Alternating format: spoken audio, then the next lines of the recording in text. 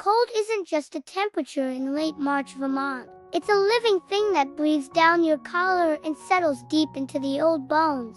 Arlo Henderson felt it, a familiar ache in his knuckles and knees, as he crunched across the crusted snow in the thinning twilight. The Sugarbush, a cathedral of ancient maples, stood silent and dark against the bruised purple sky. This was the time, the narrow window when nights froze hard and days dared above freezing, when the trees wept their sweet, clear gift. Arlo moved with the economy of 83 Vermont winters, each step deliberate.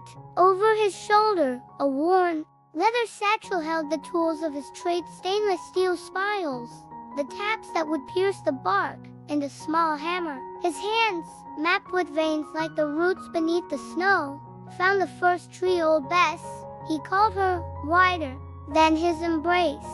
He brushed snow from the rough bark, his touch almost reverent. No need for a drill. Decades of careful tapping meant the old holes, long healed, guided him. With practiced ease, he positioned a new spile, its tip gleaming in the fading light. One sharp, precise tap from the hammer, and the metal bit deep into the living wood. Then it began, not a gush, but a hesitant drip, drip. Then another, clear as mountain spring water. The first sap of the season welled at the tip of the spile, gathered weight, and fell with a distinct plink into the galvanized bucket. Arlo hung beneath it. The sound was sharp in the hushed woods, the heartbeat of the season starting anew. Drip, drip, plink, drip, drip, plink. He moved to the next tree, the rhythm taking hold, the scrape of snow, the positioning, the solid thunk of the hammer, the hiss of the spile entering, the almost immediate drip, drip. As the sap responded to the wound.as, Arlo worked his way deeper into the grove. Another rhythm joined the symphony of the sap.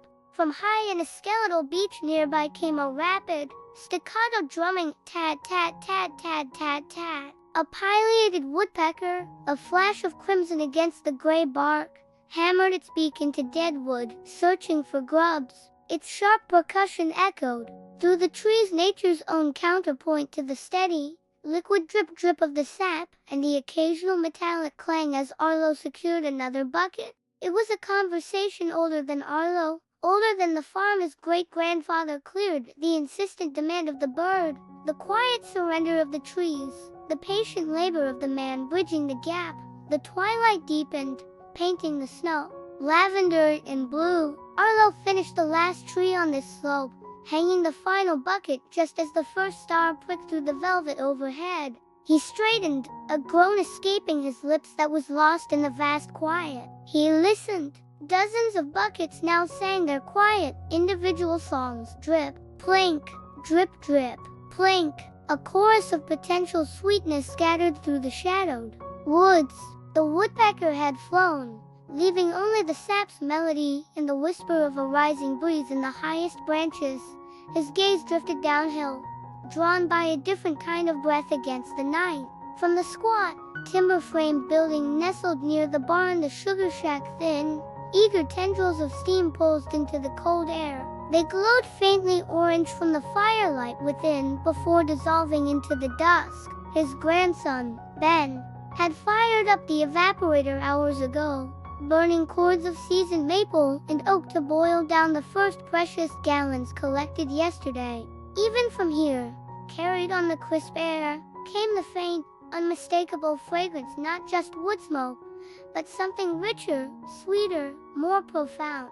The scent of transformation, of water becoming syrup, of effort becoming gold. It was the smell of memory, of generations, a perfume that hugged the hillside like a promise. Arlo turned his collar up against the deepening chill and began the trudge downhill, his boots finding the packed path instinctively. The drip-drip-plink of the buckets faded behind him, replaced by the growing roar of the fire and the rhythmic gurgle of sap churning in the evaporator pans. As he neared the shack, light spilled from its dusty windows, painting long rectangles on the snow. He pushed the heavy wooden door open, releasing a billow of intensely humid, sweet-scented air that instantly fogged his glasses. Inside, the world was heat, noise, and caramel-hued vapor.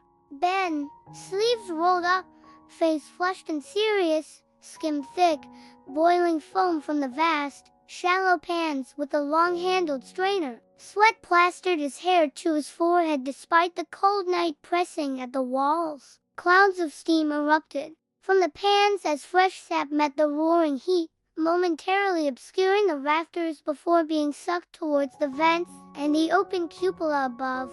"Grandpa," Ben shouted over the din, a grin splitting his weary face. "Heard you knocking." "How'd they start?" "Slow," Arlo rasped, wiping his glasses on his flannel shirt. The warmth was a physical relief, but steady. "Bessie's singing sweet." "Smells good in here." He moved closer, peering into the front pan where the sap boiled furiously, a pale gold. Further down the line, in the finishing pan, the liquid deepened to a rich amber, its bubbles thick and slow. Ben dipped the testing cup, pulling up a thin stream that sheeted off the edge, not quite syrup yet, but close. Arlo nodded approval. The boy knew the craft.